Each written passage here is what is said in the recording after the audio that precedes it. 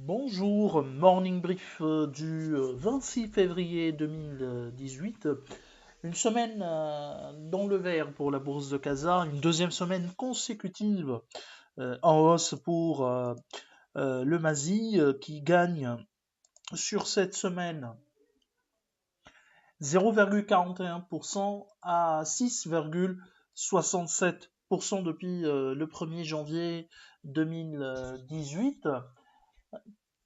En termes de variation, la Belleville gagne 6,97%, Atlanta Maroc 5,99% et Aluminium du Maroc 3,15%, Autoroll 2,92%, mais également Sonacid 2,84%. Côté baisse, RDS qui recule de Résidence d'Al Saad, donc qui recule de 11% et qui annonce un profit warning sur ses résultats 2017. Nexens Maroc 6,74%, donc poursuit sa baisse durant ces derniers mois, moins 8,67% depuis sur les 3 derniers mois. Crédit du Maroc donc recule de 4,44%.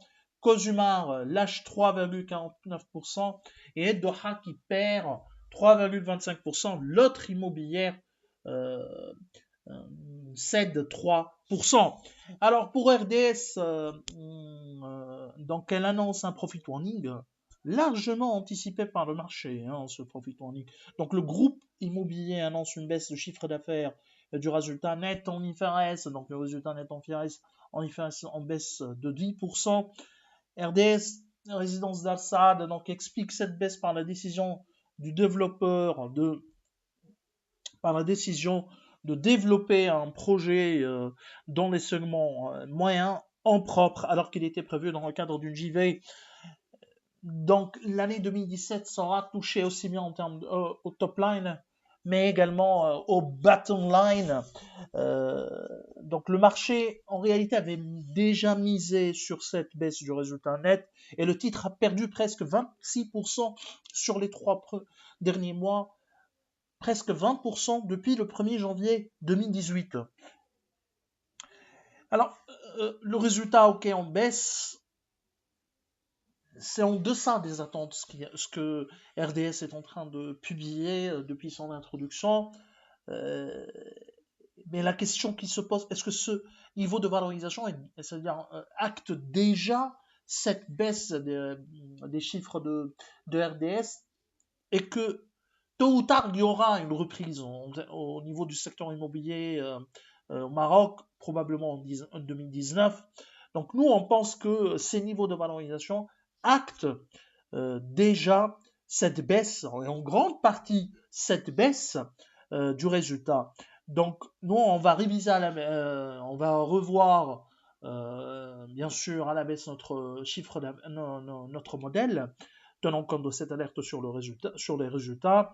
Mais l'opinion resterait, mais notre opinion resterait achat, bien sûr avec un upside qui sera significativement réduit, mais nous resterons à l'achat.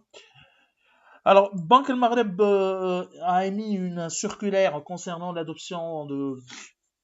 les dispositions d'adoption de l'IFRS 9, et elle a accordé un délai de grâce aux banques marocaines pour la publication des comptes T1 2018, afin de permettre au commissaire aux comptes de certifier les états financiers ou les comptes T1 2018.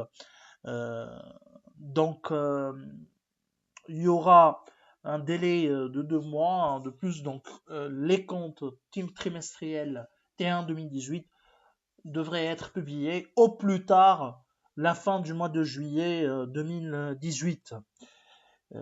Donc, c'est une bonne nouvelle de la part de la banque, parce qu'on voit que certains régulateurs euh, ont accordé plutôt des périodes de non-application, c'est-à-dire ils ont plutôt reporté l'application et l'adoption de l'IFRS 9. On pense surtout à l'État aux régulateurs des banques tunisiennes, notamment la BCT, n'a pas qui n'a pas prévu l'adoption de IFRS pour les banques tunisiennes. Donc, je vous souhaite un bon début de semaine. Au revoir, à demain.